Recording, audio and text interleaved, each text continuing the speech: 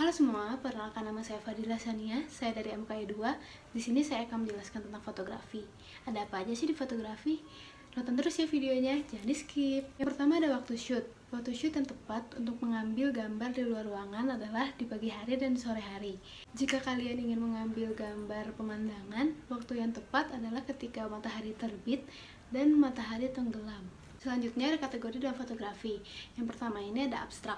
Abstrak merupakan foto objek yang tidak tahu apa maksud dari objek tersebut.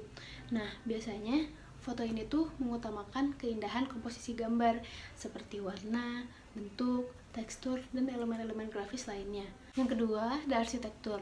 Nah, arsitektur ini foto-foto yang menampilkan keindahan bangunan seperti bangunan kantor yang tinggi-tinggi atau jembatan dan lain-lain. Selanjutnya ada interior.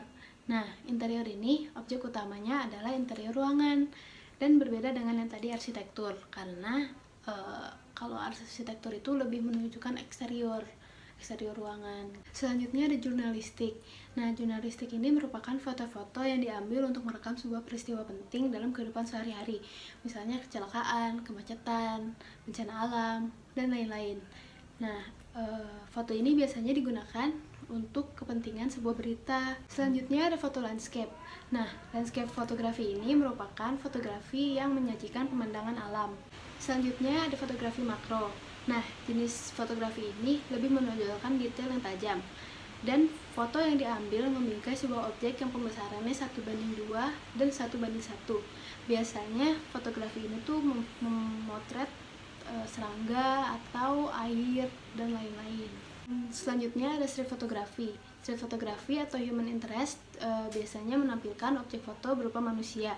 Biasanya berisikan aktivitas sekumpulan orang sehingga memiliki unsur fotografi yang menarik. Lalu ada fashion fotografi. Fashion fotografi merupakan hasil foto yang menampilkan situasi fashion baik pakaian, aksesoris, maupun hal-hal lain yang digunakan oleh model. Lalu selanjutnya saya akan menjelaskan tentang gaya fotografi. Yang pertama ada gaya bokeh. Bokeh adalah foto dengan latar belakang yang buram sehingga objek utamanya akan terlihat dengan jelas. Yang kedua ada gaya candid. Gaya candid adalah pengambilan gambar di mana objek difoto secara diam-diam dan tanpa disadari oleh objek itu sendiri. Lalu yang ketiga ada gaya selfie. Gaya selfie merupakan pengambilan gambar yang diambil oleh diri sendiri dengan menggunakan sebuah kamera, baik kamera digital atau kamera handphone. Lalu yang keempat ada gaya OOTD atau outfit of the day. Nah, gaya foto OOTD ini bermaksud untuk menunjukkan atau memperlihatkan pakaian yang sedang ia kenakan kala itu. Nah, jadi foto OOTD itu dari atas sampai bawah tuh kelihatan. Selanjutnya ada gaya underwater. Gaya underwater ini adalah proses fotografi yang dilakukan dalam air. Biasanya fotografi ini dilakukan selagi melakukan diving. Yang terakhir ada gaya siluet. Siluet merupakan efek fotografi dengan perbedaan yang signifikan antara pantulan cahaya objek dan background. Cahaya dari latar belakang objek lebih terang dari objek, sehingga objek tidak terlihat dengan jelas atau bahkan gelap. Selanjutnya saya akan menjelaskan tentang alat apa saja yang dibutuhkan untuk fotografi. Yang pertama ada filter, kedua tudung lensa, tripod, background, stand background, payung reflektor, light stand, softbox, barn door, strobo, trigger, shutter release, dan reflektor. Nah, saya akan menjelaskan tentang filter terlebih dahulu. Filter ini merupakan perangkat bantu pemotretan yang berfungsi untuk menyaring cahaya yang datang ke lensa agar menimbulkan efek sesuai dengan jenis filter yang digunakan. Filter digunakan pada lensa sebagai tambahan pemotretan yang diletakkan di depan lensa. Nah, filter ini dibagi menjadi 4. Nah, ada apa aja sih? Yang pertama ada filter UV atau ultraviolet. Ini digunakan sebagai media untuk menyaring sinar UV. Lalu kedua ada filter CPL atau Circular Polarizing Filter. Ini untuk merefleksikan permukaan pada benda seperti kaca atau air. Lalu yang ketiga ada filter ND atau Neutral Density. Nah, gunanya ini untuk menghambat cahaya yang terlalu kuat. Lalu yang terakhir ada filter close up. Filter close up ini digunakan untuk pemotretan pada jarak yang sangat dekat.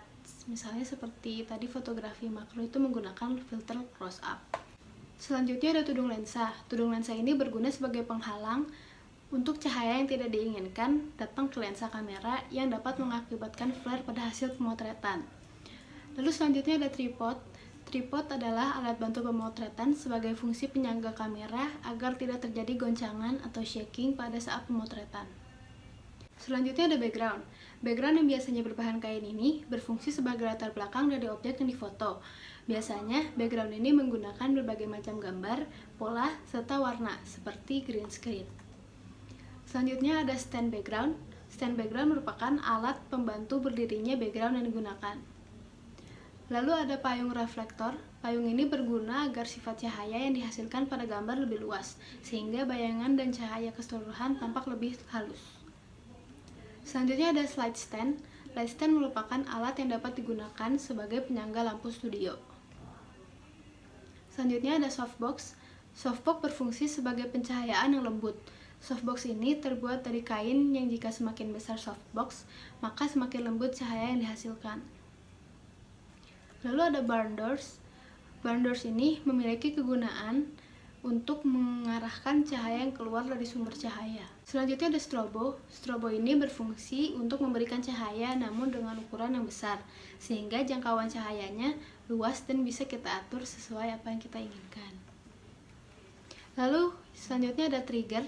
Trigger merupakan flash tambahan yang terpisah dengan kamera, sehingga flash dapat digunakan dengan bantuan gelombang elektro tanpa harus dipasang di bodi kamera.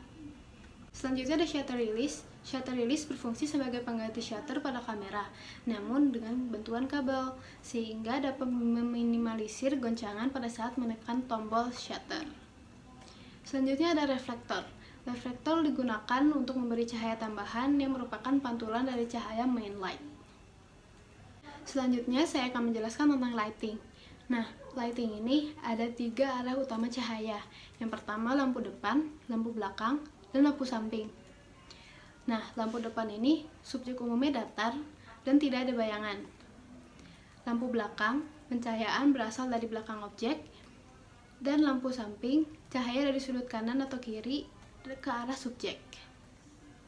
Nah, saya akan menjelaskan lagi tentang penempatan lighting. Yang pertama ada pencahayaan lebar atau broad lighting. Nah, broad lighting ini menerangi seluruh bagian objek. Pencahayaan lebar ini digunakan saat ingin membentuk wajah yang tirus atau wajah sempit yang tampak lebar. Yang kedua ada pencahayaan pendek atau short lighting. Short lighting ini menerangi wajah objek yang berpaling dari kamera. Nah, short lighting ini memiliki efek penyempitan, cocok untuk model yang berwajah bulat. Yang ketiga ada butterfly lighting atau paramount lighting. Nah, paramount lighting ini lampu utamanya berada tepat di depan wajah objek untuk menciptakan bayangan yang langsung. Lalu yang keempat ada Rembrandt lighting. Nah, Rembrandt lighting ini merupakan lampu utamanya yang tinggi dan sisi wajah jauh dari kamera.